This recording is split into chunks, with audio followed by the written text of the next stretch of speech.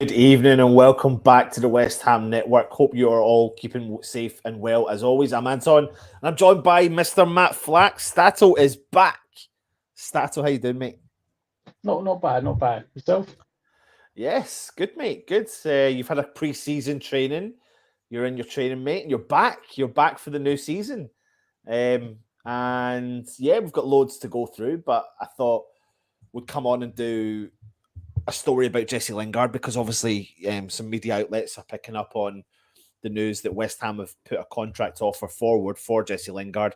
When we were told by several sources last week that the deal was dead, did come on here, and it's not about being an ITK or anything like that, but it is about saying that, never say never, I suppose you could say, when you look at the title or you look at the thumbnail that we've got on there.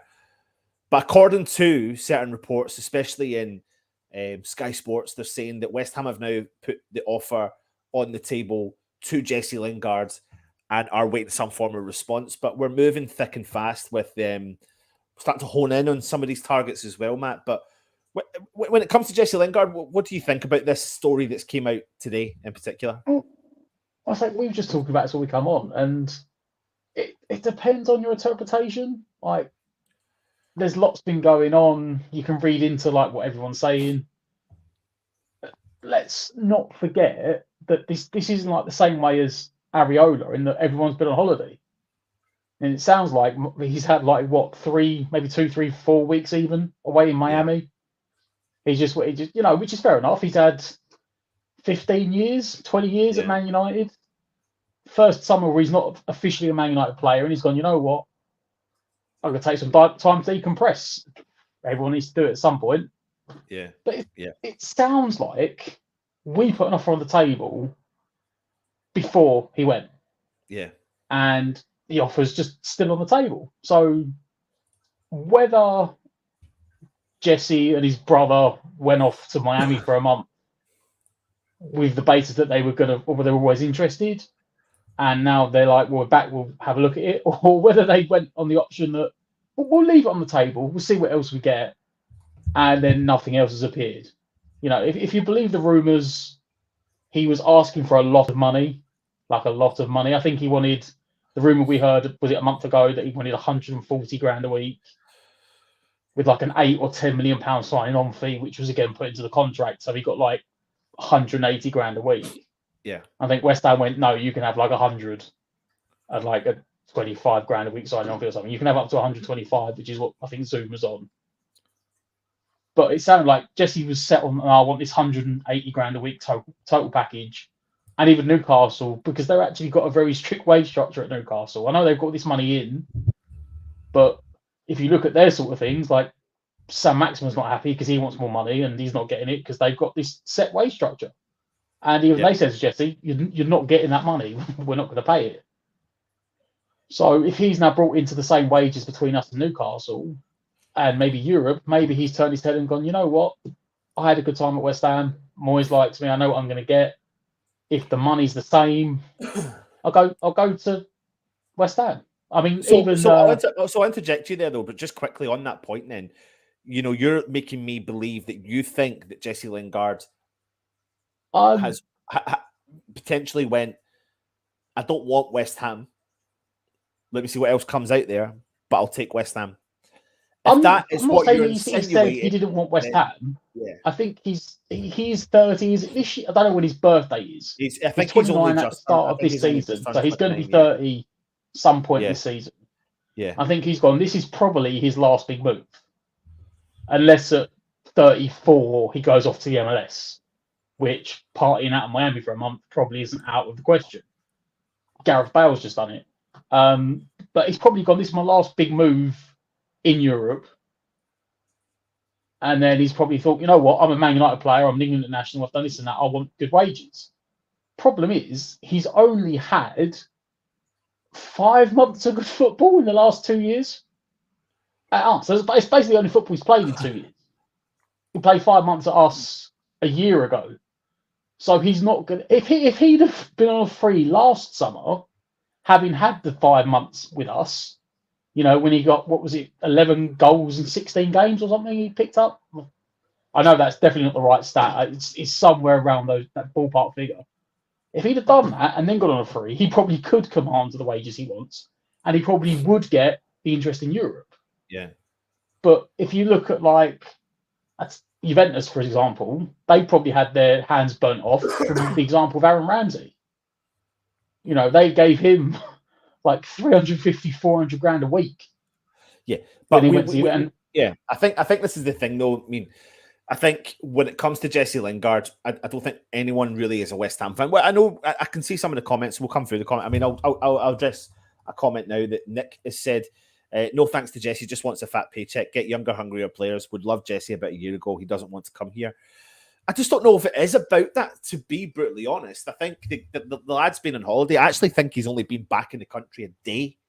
Literally a day, because he went all over America. He then went to Paris, and then he came back, and I think he's had a kind of extremely active on his social media, and he's in the UK with his daughter now. And I see people in the chat are even saying things like he'll end up in Roma with Mourinho, but I genuinely possibility, but yeah, but I suppose the biggest thing for Jesse Lingard is that he has now got 4 months, if that, to play his way into the England setup for Qatar. And I suppose what you really want is the best opportunity for that. And the best opportunity for that... for about 3 months. Yeah, but the best opportunity really would lie in the likes of maybe somewhere that you know, someone you feel comfortable with, players that you're comfortable with. You know, because the world is his oyster in theory. He doesn't need to sign a long-term contract with anyone. He could sign a year with an obligation for an option to extend that contract past a year. You know, if it gives a year at someone like West Ham. And I'm not trying to do West Ham an injustice here, because I still think West Ham are we are still transitioning to this club that are going to challenge at the top end of the table. And I feel like we do need players with experience of doing that at that level. So it's great bringing in Aguirre's of the world. It's great bringing in a lot of young players, but we need, I think, experience in that department. And Jesse Lingard comes with a lot of experience, let alone the fact that he's played for West Ham before as well. I think he's lucky, and I don't mean this in a nasty way. I think he's lucky that Vlasic wasn't given the chance at number 10. So essentially he's flopped in Moyes' eyes, because he played him out on the left wing, which isn't his position. But, you know, Lingard played out there and played well. So Moyes like, well, Vlasic better do it. And even though he's had very good goal and assist stats, it was a very inconsistent season from Benrahma. I think that's left the door ajar for Moyes to go, you know what, maybe when we need to go back in for him, because neither of them have really filled in Lingard's boots like I wanted. Yeah. And I think from Lingard's perspective, it is he wants decent money and he wants playing time. Now, he would have got both at Newcastle. He thought he was going to get both at Newcastle, is what I think was going to happen. I think he thought he'll get the massive pay packet and he'll get the playing time. But if Newcastle turned around and said, you're not going to get the massive pay packet, it then opened the door for West Ham again to go, well, I can get about the same pay packet. I think someone said he was only on like 90 grand a week at Man United. Yeah.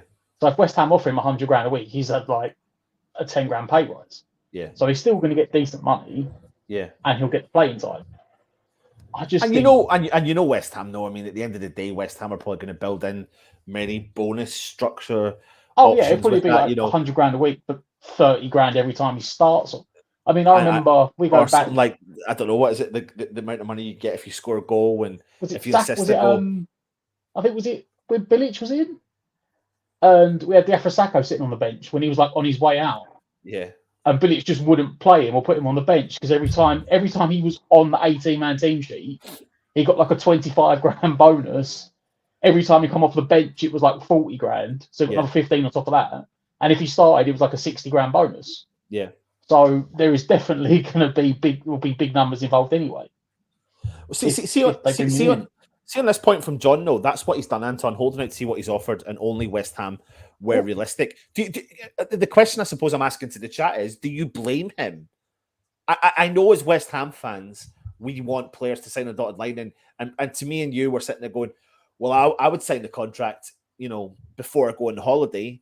I would do it because I want to show the club that this, that. But It's not happened that way, and football doesn't work that way. So, but yeah, I'll say, do you want the brutal, poetic, ruining the beautiful game answer? There are very few players like that anymore. No one does that. Yeah, and do you blame? No one's going to do that. It's look. In fairness, I'm going to work. I'll be working another 35, 40 years by the time I get to retire. Lingard will probably be retiring in about 5-6 years. Yeah, realistically, and I don't know what he's like, but it doesn't look like he's the sort of person to go into coaching. Yeah, it looks like he's more a social media personality. So for him, he's thinking, I've probably got 5-6 years left. This might be my last big contract. I want the money. People forget footballers retire by the age of 35, 40, and some of them don't get another job. Yeah. Especially not in the sort of finances that people have. So for him, yes, us sitting as West Ham fans, I'd have signed West Ham straight away. I'd sign for West Ham for 50 grand a week. I'd take 30 grand a week. But he's a professional football in the Premier League. The average salary is, I think, 70 to 80 grand now. Every year it's just climbing up. Yeah. And he's got one big contract left. He wants the money. Now, yes, we can probably turn around and say we don't want him because he's mercenary and he's holding out for his best contract. Well, he is, but we're linked with Brozier. Yeah. And it's come out today that he said he'd like to go to West Ham because he's got better progression. Now, everyone will probably turn around and say, oh, that's great, he wants to come to us. Better progression means that he might come for us for 3 years, and 3 years' time, he might have gone to the point where he's like, no, I want to go to. But that's like but that's the snowball effect if you even go further down the way, though. Yeah, Brozier wants to leave Chelsea to go and get first-team football. And then you look at our youth setup and think, well, they want to leave the youth setup because they want to go and get first-team football. But coming back on to Jesse Lingard, Alan, question for you and for anyone in the chat. Do we, as YouTubers, you could say, take a responsibility for you being so bored about the Jesse Lingard saga? I agree with Alan. I'm sitting on the same. To be fair to him, I'm sitting on the same. I know we're sitting here talking about it, but that's what we do. But I am with him. Like, I'm so done with it now. Like, don't get me wrong. I'm sitting here saying, yeah, but I wouldn't be upset if we didn't sign it. I'm at the point where I don't care anymore. I put in the chat the other day, I'd rather take the money we put on the table for Lingard and give it to Eriksen. It's a different style of player, but he's still a very good player. That being said, I wouldn't be annoyed if he signed Lingard either. If it turns around on Monday or Tuesday, he's done and he's going to sign because the contract's been on the table already. Mm-hmm. Well, great. I'll be happy he signed. Anyone that plays for West Ham, you're never going to be, we're always going to back anyone that plays for him. But I know what a lot of the chat are saying. It's one of these ones where it's dragged on for coming up for 18 months now. It's just, as I said to you before we went on, this will drag on until he signs for someone. Yeah, I do agree with you there. Until there's ink on a bit of paper with his name on it, whether it's us, Newcastle, Roma, AC Milan. Yeah. But Atletico Madrid.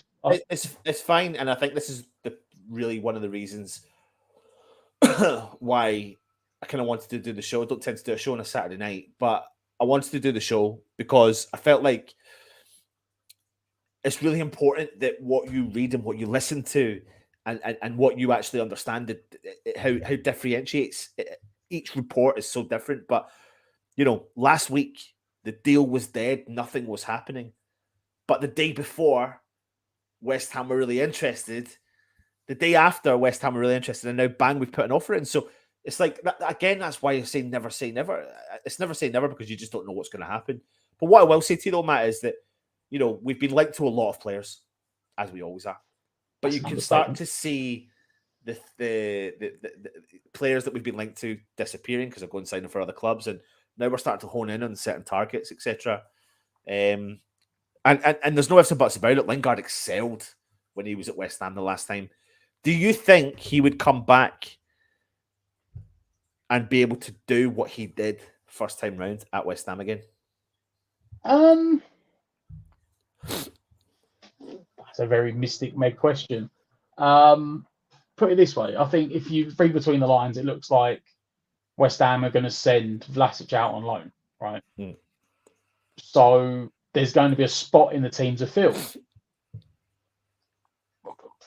Would he reach the dizzying heights of the combined goals scored and assisted that he got in that 16-17 game run year and a half ago? Maybe not.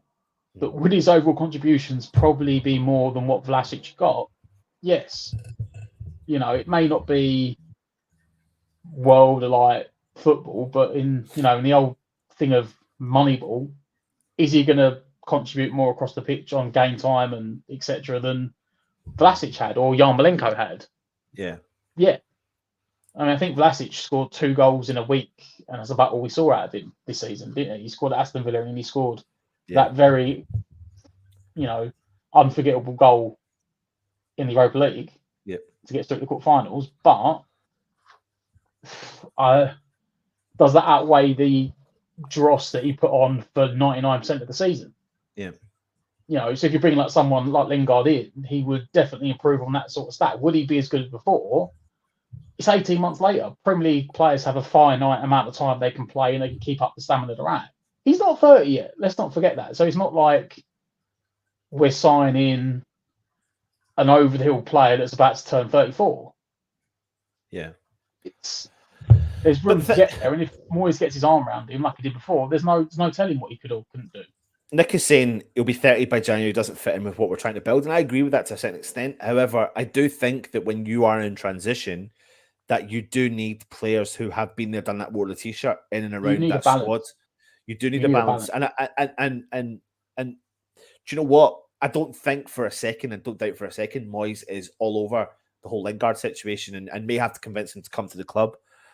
But that's because he knows what Lingard is capable of doing and what he can bring to the team and what he can, he wasn't he never got a fair whip of the crack of the whip at Manchester United when he went back to the club. But he went through a little spell where he was doing all right. The thing is, I've seen this a few times. I do think we should address the fact that often people say, "Oh, he turned us down last summer. We shouldn't go back in for it." He didn't turn. He got in both windows last year. He got screwed out of a move to West Ham. Essentially, in the summer last year, West Ham agreed a fee with Man United, and Solskjaer turned around and said, "I don't want you to go. You're in my plans for the first team. You're going to get first team football." I don't think he ever started a game. Yeah. Especially not under Solskjaer's tenure before he got fired. I think by like Christmas, someone said he'd had like less than 90 minutes off the bench. Well, I think the most time he had off the bench was against us when he scored the winner. Yeah. Back at London Stadium, which was absolutely typical. So then it come around to January and Moyes went in for him again. And us and Newcastle went in. They wouldn't sell him to Newcastle. They wanted that extortionate loan fee. Apparently, they said that the owners turned around and said that they would sell Lingard to us because they'd still get back 10 million and manager could spend it. And then the manager said, "No, he's not going." The first manager said, "Don't go." Second time, the manager was like, "No, I don't want to sell him." Neither played him. I can't blame him the first time. As a West Ham fan, if we were playing for West Ham and they said, "Oh, we're going to sell you to, I don't know, Bournemouth," you might be like, "Well, I don't want to go. The manager said I'm going to get playing like West Ham. I want to stay and play." Yeah. Yep. It's so you can't blame him for that. Let me go through some of the comments. Jonathan saying Lingard only just ended his contract, so went on holiday and only now able to get to it. Well, officially his contract doesn't end for another 6 days. Officially it's or 5 days. June, isn't it? Sorry, 30th of June. Yeah, 5 days time. So that's when he is officially. But you can't sign for a club, all that sort of stuff. Yeah, a lot of freebies have started announcing now, which I don't think clubs are against because even though it's like the 30th of June. Most clubs, once the season finishes, the way it normally works is that once the season finishes, like the day after, they normally pull everyone in and say, "You're here next season, you're up for sale, we want to loan you, you're key, you're gone." So that's why people then go, "You're on a free, we'll let you go, we don't want to keep you." And like I said, normally freebies would get told before the last game of the season so they can say their goodbyes. Yeah. Lingard knew he was out the door. So he's just gone off, enjoyed himself, and here we are. Yeah. I've put the link in the chat, by the way, if anyone wants to come on and have a 5-minute chat. There was someone, Peter joined and then disappeared. So if you're there, Peter, just click in it and you can actually get your cameras to come on. Just to address this comment, and I suppose this we'll touch on Warburton now for a little second before we come back to Lingard. But Lingard is a multimillionaire, has a chance to come back to a club who adored him and wants 180k per week. No thanks. How much money do you need? I think this brings in the kind of what do we believe, what we read, if I'm being brutally honest, because, it's true. Nobody reported the Warburton thing. That came out of thin air. And that's good. And I like that. But it just shows you that we've been back and forth. Aguerd was going to sign on the Tuesday and didn't sign the dotted line until a certain day, and Warburton comes out. So it's got to be about being careful what we read, because we don't really know what the negotiations are behind the scenes, and we don't know the price he's looking for. I mean, 180k a week is ridiculous considering that Yarmolenko was 110. It is, but like I said, I explained earlier, there's context. Yeah. So he's not asking for 180k a week. Yeah. I think he was asking for about 140. Yeah. Still a lot of money. Yeah. The extra 40k is the signing on fee, which everyone does. Right? I'm not being funny if you don't know this, whether it's a free signing or not. Most players will get a signing on fee when they sign. Well, that's an interesting point. But we will come on to that, Matt. Hold that thought. So I'm going to bring on a guest. Peter, can you hear us okay? I can hear you, but I can't see you. Don't worry, mate. There should be an option on your phone or whatever you're on with a little camera. If you click that should give you the option to come on. But if you don't want to, it's fine. Don't worry about it. But we can hear you fine. We can hear you fine. I'm an old man. I'm not very used to technology. How you doing, mate? You okay? I'm good. Yeah. Great show, mate. I just want to come on and talk about Lingard, basically. Yeah, go on then. Have your say. Well, looking back on what he done, with us, he had a tremendous 6 months with us. Absolutely tremendous. I was amazed after the 6 months that he didn't, want to come back to us and continue his career with us. He went back to Man United, knowing basically in the back of his mind that he wasn't going to play a lot of games. A lot of people, turned around and said that, it was a Ronaldo factor. But still, he's got to look at his career. He didn't play a lot of games at United. And now it just annoys me so much that he had a good setup at West Ham. You could see that he integrated great with the players. He was brilliant with the players at West Ham. And to turn around and ask for 180 grand, I think it's disgusting. I really think it's disgusting. I think it's a tough one, Peter. I don't know if you heard when you were trying to log on there that I was saying that, what is the truth? What is the truth? If you think about, and I bring you back to last night or yesterday when West Ham announced Mark Warburton coming into the club, which on that note, while everyone's watching, there you are, Peter. There you are. I'm here. You're there now, mate. You're there now. Good to see you, mate. But I think with Mark Warburton, I'm thinking to myself, nobody reported that. That came out of thin air. Literally out of thin air, which is a great bit of business by West Ham. First and foremost, because he's a first team manager that's got a lot of experience. Mm-hmm. Second of all, they've kept that behind the scenes. So he may be asking for 180k. He may not be. I suppose we'll see whoever he signs for and whatever that comes out for. But I do agree with the sentiment, mate. I mean, he came in and gave everything for West Ham, and we put our arm around him. And for West Ham fans, it's probably tough to look at that and see him go away and not get game time because he wasn't treated that great really when he went back, He just didn't get game time at all, and at United, and did he really think in the back of his mind that he was going to get game time at United? That decision at the end of the loan, when he did really well for us, that decision for me baffled me from him. Okay, I thought to myself, look, he's had a great time for us. He's really done brilliantly. And he's decided to stay at United for another year. And how many, you all alluded to it a minute ago. How many minutes did he play last season? And I just think it's a waste of a talent. It's a waste of a talent. It's a waste of a career.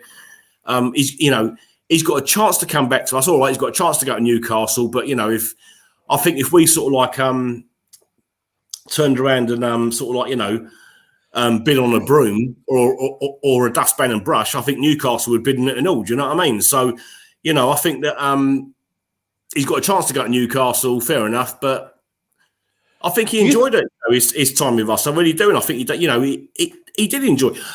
With Jesse Lingard, do you remember that photograph? There was a photograph. I forget where it was, on Twitter or something, or Instagram. I don't know, but I'm not into all that sort of like stuff. But it was a motivational photograph, and he was writing down all the things that.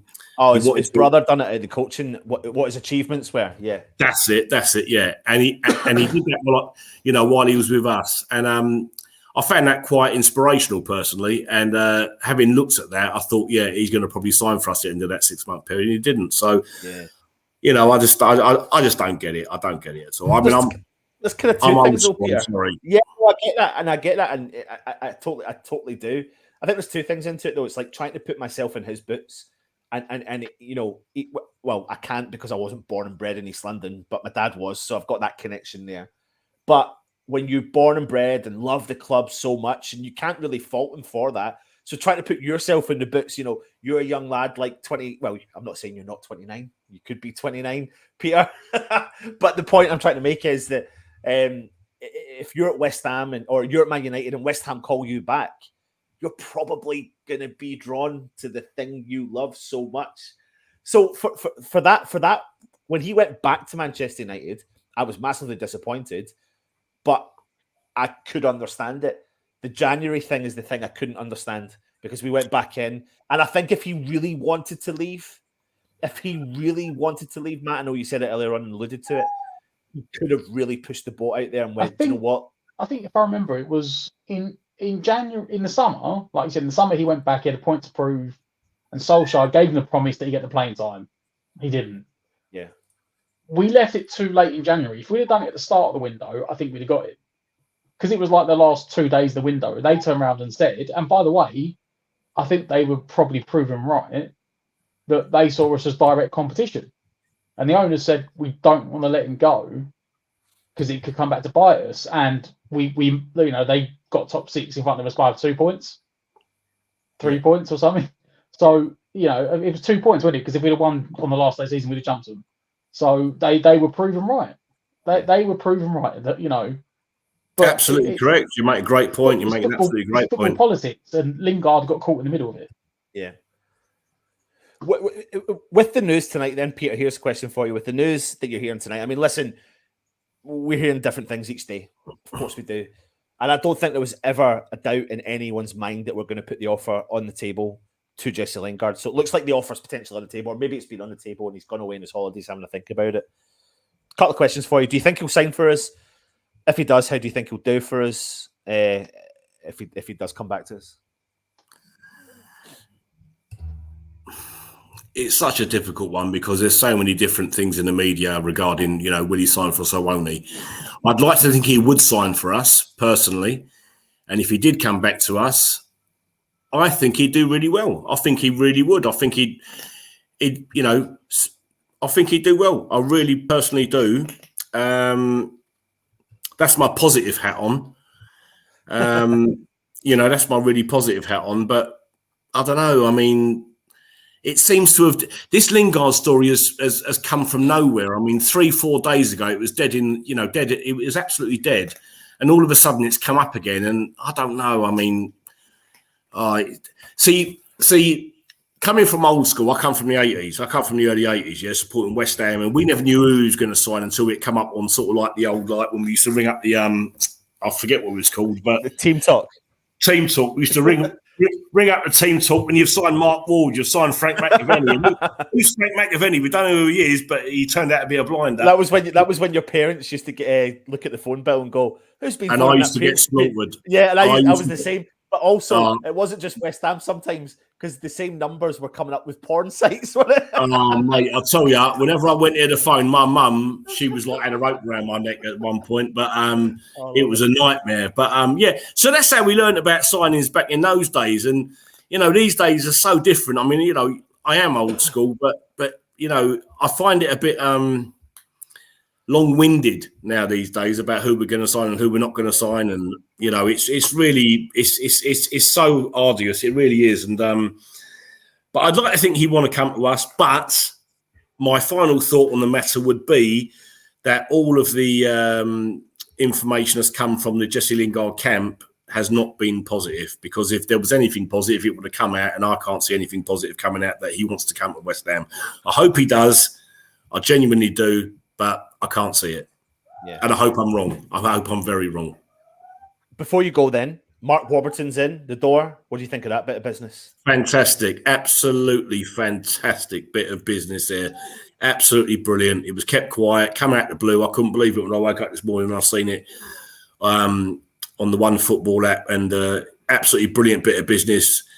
I'll tell you something with Mark Warburton. I used to be a photographer. I used to work in the Football League, Premier League, and the European Champions League.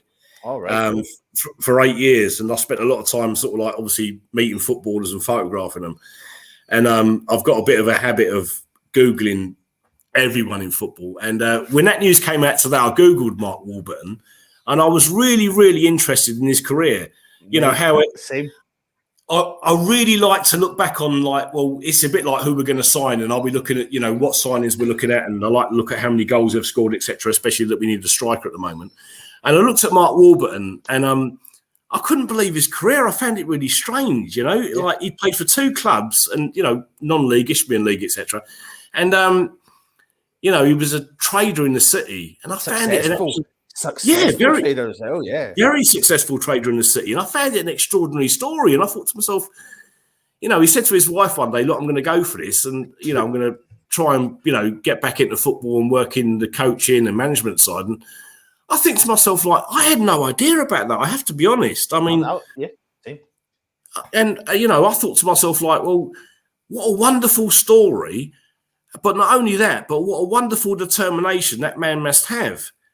And, that's a true determination that man's got. And to bring it to West Ham in a coaching capacity, I think is fantastic. I really do. He's a man that's, from the streets. He's not like no Billy Big as you would do, you know what I mean? He's like a proper bloke. And, I'm happy with it. I'm really, really delighted with that. I think when it comes to someone like Warburton, like what you said, I mean, listen, we do as much research as we possibly can before we put a video out. And looking at the research by him, it was a fascinating story. It really was a fascinating story. Because I think he must have turned around to his wife saying, listen, we own the house. So he was risk averse. He was like, listen, this is a situation, but I'm going to have to invest money. I'm going to have to travel. I'm going to go across Europe. I'm going to go and see this. I'm going to do that. But he's got over 350 career games as a first team coach. And coming in and with that valuable, and I think someone had wrote in the video I'd done this morning on the comments going, he didn't really get far with many of the clubs. He got reasonably far. I mean, he won the championship with Rangers. He got a couple of promotions. But I think it's experience of what he offers to West Ham. And also, I don't know if you've seen the video I did earlier on, I kind of done a piece on his philosophy. What his philosophy is when he goes to clubs, and he actually wrote the following things about being brave in possession, and everyone's human that can make a mistake, and he wants the first thought to be to play forward, to be positive. He wants to have an attacking philosophy. The work ethic has to be right, the desire has to be there, and you have to be fit, which we all know Moyes talks about. And he makes a great deal of emphasis on the fitness levels in the squads that he's had. And I think that add that to the Kevin Nolans, the David Moyes of the world, like that's going to only but hopefully transform into that squad. And may I also add about Warburton, this is what I think is really important. He's a very humble man, okay? He's a very humble man. And I've been thinking about it over the last few days, and we signed a gear, okay? Apparently that's his correct pronunciation. It's a gear. You don't pronounce a D, okay? So we signed a gear from Rennes, and I thought that interview Carlton Cole did with him was exceptional, okay? He came across brilliantly in that interview. He was well-spoken. He was humble. He was likeable. A really lovely character. And after I watched that, me and my wife watched that. My wife's a Chelsea fan, but she won't admit it now, but she is moving over to West Ham. But she will not admit it. She will not admit it for the life of her, right? But she loves West Ham, but she won't admit it, all right? So we watched the Aguirre interview, and I sat back after that, and I thought to myself, something really important thing to remember, right? That what Moyes is doing at our club is so important at the moment, okay? Because what he is doing is he's bringing in important players that we need, but players that have their feet on the ground, that are humble and that are hungry for success. And that is a key element, i.e. Jared Bowen, right? Yeah. And it's the same with Warburton. And I just love what Moyes is doing. The only criticism I'd have, and I don't want to keep banging on about it, but you know, obviously we should have brought a striker in January. Okay, that was a fact. That was a no-brainer. But besides that, the character Moyes is bringing into our club is exceptional. And I don't want to take up too much more of your time, but the only thing I will say, being an old school boy, is the only thing I can relate that to with David Moyes is John Lyall, because John Lyall always used to look at the character of a player he was going to sign, always looked at his background, always looked at his family, his parents, etc. And he's bringing in great characters, David Moyes, that are hungry. And I think that's fantastic for our future. Yeah, 100%. On that, I mean, if anyone is interested, you should go and get Tony Carr's book, because he talks about, he talks a lot about what you've just said there, Peter. And hopefully that's the long-term future of what West Ham and what Moyes is trying to build. Listen, Peter, mate, thank you so much for coming on. It's been a pleasure, mate. Anytime you ever want to come on, let us know. Thank you very much. It's been a pleasure. Yeah, I've got to work it out to get off now. Don't worry, I'll get rid of you, mate. I'm an old man. Sorry. Thanks for joining us, mate. Take it easy. Take care. God bless you all. Thank you very much. Come on your ways. Oh, it's nice when you've got some people on. What do you think then from what he said, Matt? Yeah, well, like you said, the Warburton one was out of the blue, and that really was like I don't want to say it's a weird one. I don't mean weird as in like it's a strange one to bring in, because from what I read, it's a fantastic. He had a very good 3 years at QPR. I mean, even last season, I think middle of the season they were pushing for like the top 3, and it all just sort of fell apart. Yeah, but he does still bring in youth players into the first team. He does have this thing of keeping the ball, playing out from the back, playing good counter-attacking football. But like you said, it's just it come out of nowhere. There is normally something in the news, like someone will report something. Yeah, it's very rare, especially in the West Ham world, that something just happens. As for Lingard, is it his brother? His brother maybe put up a news. Could be. Maybe they're using us. Maybe they're using us for leverage. Maybe they're trying to smoke the fire and see if anyone else comes out and say, "Oh, look, West Ham put an offer on the table." Yeah. Who knows? Yeah. Right. Let's we're not going to stay on too much longer because it was kind of an impromptu show. So keep the comments coming in. I have put the link in the chat if anyone wants to come in and have a very brief chat with us. We'll cover a few more stories before we do go, but I'll put the link back in the chat just now if anyone does interest in coming on for 5 minutes and having your say about Lingard or any of the other circumstances. Matt, Lewis Potter, Hull City, looks like a real good quality young player, up and coming. What do you think about bringing him in? I'll be honest, I don't know. I can't lie. I don't know masses about him. I probably don't know as much what everyone else has read. But I've always said if Moyes wants someone and he thinks they're good enough, you back the manager. Will we get him?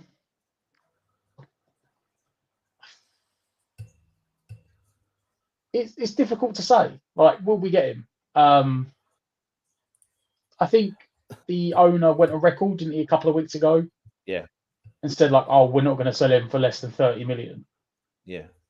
But then I've not seen a single. I mean, we're interested. Southampton are interested. I think the owner basically said that West Ham wasn't one of the clubs that had actually made a concrete offer for him. But I think going back to transfers and as a whole, Matt, it looks like that, you know, we're concentrating apart from bringing Areola in, hopefully, which we're fully expecting to get done over the next 2 or 3 days.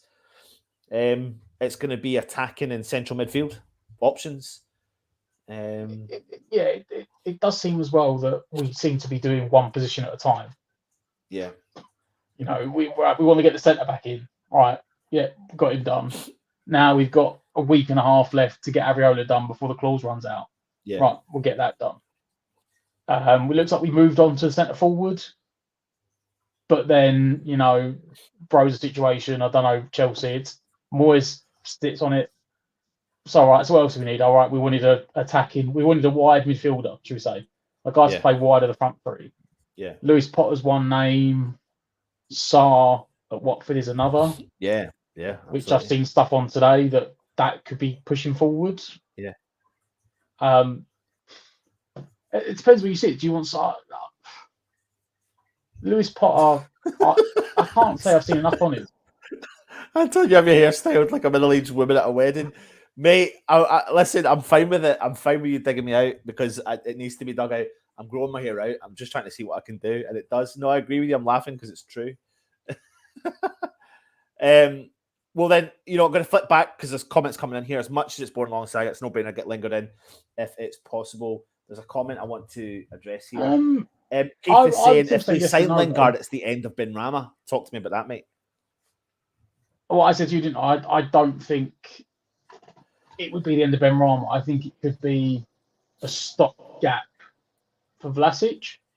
Yeah.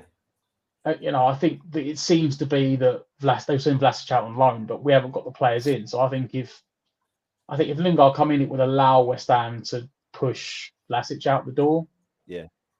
I think if they brought someone like Sarr in, I mean, even then, if we brought someone like Sarr in, we need to fill Yarmolenko's spot. So let's not forget, there's a few players who've gone out the door that we haven't really filled yet. Yeah. We brought in a centre back where we didn't need to fill a centre back unless that allows someone like Diop to go out the door. We needed a goalkeeper. Got that one done. We need a centre mid. Let's not forget that. We need a centre mid. We need a striker. We need probably two wide forwards, or a wide forward and someone that can fill all three positions. He's gone. He's gone. He's a link. A big offer put in. Let's jump on this one quickly. This is an interesting one. I'll ask you a question. Do you believe that we offered 50 million in January for him? I don't have a clue, mate. It's all very confusing because if they are signing him for 50 million, 45 million quid, which is £5 million less, then from what I've read, it's about 47 million. Yeah, it's like 42 million plus 5 million add-ons. Yeah. So either, as always, like we always know and say that, Gold and Sullivan throw in these fake bids to show we tried to buy someone, or Leeds weighed it up and thought they were going to get relegated, so they couldn't afford to lose him. Yeah. But now they've stayed up and decided they'll accept like 5 million less for him because it's Man City. Yeah.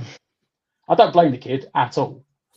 Like they needed a replacement for Fernandinho. It does rule out the fact that Rice isn't going there now. That's one team off the table for where Rice could end up. I'm talking even next year, he won't end up there now. Yeah. As I said, we need probably two. We need a proper out and out winger. That's what I was about to ask you. We know what your wish list is, but what do you realistically think, and how many do you think we'll realistically bring in, and who do you think we'll realistically bring in? Over to you, right. So we've been being bang on linked with Ward-Prowse for God knows how long, so we won't bring him in.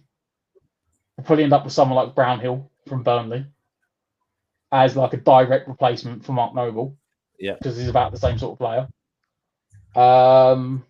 Let's say we get Lingard in on a free to fill up one of the positions as a guy that can play across the front three.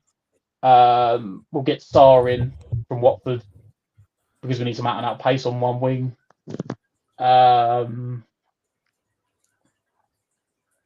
We need a left back. Maybe Aaron Hickey of Bologna. Maybe Pellegrini of Juventus. Pellegrini is the cheaper option, 10 million about backup left back for Juventus, so he's not the first choice. Aaron Hickey, the young Scottish guy, is first choice, but Arsenal were interested, so it depends if Arsenal push in. If they don't, we could get him. Tagliafico would be a cheap option. Yeah. But that's because he's 29, pushing 30 himself.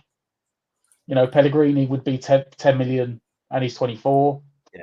So I do think we'll get left back in. I think we'll get maybe two attacking players in, centre mid, a centre forward, left back, a centre mid, 2 wide players. Well, it's 5 players. Moyes said he wants 5 to 6, and I think that'll be 5. The centre forward though is very much up in the air because Yeah, no, it definitely is. I'm going to read through some more comments because we're coming to the end of the show. So, Jonathan is saying if we get left back, Phillips, Rafinha, Lingard, and Broja, we are pups being insane next season. Phillips is done. He's gone to Man City. Yeah, Rafinha's going to Arsenal possibly. Rafinha's probably off to Arsenal. Yeah. Joan, we can use 5 subs, but we'll only use 1 in the 70th minute. And I agree with the comment. I think there was a comment up there saying we can use 5 subs this year. So I don't think we should be selling many at all. And I don't think we will sell many at all, to be honest. I personally think we've already got a thin squad, man. I think I could see 3 players going out the door. Really? Who? Apart from I think Vlasic? Diop will go out the door. I think Diop will go. Right. Because we brought Aguirre, apparently they pronounce it in. And Diop's only got a year left. He's in the last year of his contract. So you sell him now, or in 3 or 6 months' time, he goes back to France for nothing. So Vlasic. I could see Vlasic, I think, will go out on loan. Yeah. And then Masuaku. Yeah, I suppose, yeah. But then if you get rid of them, you're 7 down from a already thin squad. So if you're right, so if you say that, my team, you've got Fabianski, Areola. Areola would be number 1, and then you've got one of the kids as the 3rd choice. Well, saying that, Randolph's still about, so could even have Randolph into the sale list. Yeah, I forgot about him. One of the kids is a backup. You have Johnson and Soufal as the right backs, and then you've got one of the kids, maybe Ashby, as the 3rd choice. Yeah, to float around if needed. Gives you 4 centre backs. You've got the 2 old heads in Dalston and Oggy. Then you've got Zuma and Aguirre. Creswell, and then whichever left back we bring in. These 2 left back options. Or Rice, Souček. Or Aguirre can step in that role if need be. He can, but then I'm going on the basis that Diop goes, because if not, then you need to give Diop a new contract. I just don't want to see us throw money away. So if Diop's not going to go, get rid of him. Give him the money if we don't give him a new contract. Rice, Souček, Amy Fielder we bring in, and maybe Connor Coventry as a 4, as a midfield 4, because Lanzini can fill in there as well. Yeah. Bring in Lingard. Just stay on that point. That's why Souček is going nowhere. Don't worry about it. Honestly, I feel like I brought it today, and I think he won't go unless they get the money they want. Well, but then again, as we've said before, and people don't like us saying this, that counts the same for everyone. Yes. You know, I would put my hand on my heart and say Rice will be here at the end of the window. However, if Chelsea's new billionaire American owners turn around tomorrow and said to West Ham, we'll give you 110 million plus Broja, West Ham will take the money. Yeah. Yep. You know what? I'm not even that much money. I reckon if they said we'll give you 80 million and Broja, I reckon West Ham take the money. Yeah. Because a player's only ever 1 injury away from not being a player anymore. I mean, you know, we're gambling on probably the highest value asset we've ever had, on that he doesn't do an absolute disastrous ACL and he's never the same again. Yeah. I don't think Souček will go, but if whoever it is turn around tomorrow and said we'll give you 40 million, they would take the money. They would take it. Because they probably didn't take the money and turn around to Southampton and say we'll give you 70 million for James Ward-Prowse. Yeah. Like that would fund most of the. Yeah, but he would fund most of the move for Ward-Prowse. You're looking. That is the only way I would see it happening, and that's not going to happen. So we don't worry about it. Yeah, you're looking at 70 mil. I think. So if you've got 40 million for Souček, then you're only really paying. You know, if we're going into this way that the Liverpool fans work of net spending, if you sold Souček 40 million, you're only net spending 30 million to bring in Ward-Prowse. But doing that. But that's not going to happen because we're not going to sell him, and we're not going to buy Ward-Prowse because we're not going to stump up that sort of money. Yeah. So we can just. Exactly. Listen, Matt, I'm going to call it quits for the night because I've got a busy day tomorrow. So if you are watching, make sure you do join us tomorrow morning. I think Russ has got a Hammers and Hot Water episode going out tomorrow. So I think everyone enjoyed the Savio one last week. So please keep an eye on the channel tomorrow for that. Go and check out the West Ham Weekender that I did this morning, talking about the arrival of Warburton, some Jesse Lingard information, some Lewis Potter and Lanzini potential contract extension that might be out, getting offered. Today's show, obviously, we've been discussing the Lingard saga that is still ongoing. And as I agree with Matt, this will never stop until he either signs for West Ham or signs for another club. So be prepared Until for his this. name is on a contract, it will just keep rolling on. Yeah. So even then, it'll probably roll on. We'll put off him in January. Absolutely. We'll get him back. Be prepared for that to happen. If you are interested, though, please make sure you do go and subscribe to the channel. Hit that subscription button. That will then, there's a bell notification beside that. That will notify you when our shows do go live. We're on the march towards 20,000 subscribers as well. There is a channel membership option as well. If you're interested, you can click the join option on the channel membership option. Matt is back from his pre-season. He's had a nice break, and he'll be back bringing you some regular West Ham Network content. Matt, any last words you want to say, mate? Enjoy the ride, people. There's still how many weeks? 1st of December, the transfer window shuts. Yeah. So don't get too caught up in everything. We got a long way to go yet. There'll be another 250 players linked before the window shuts. Yeah, absolutely. Peachy boys in the house, and everyone say goodnight to each other. So please stay safe, and join us tomorrow, and we'll come back to you next week with some more live content. Stay safe and come on, you Irons.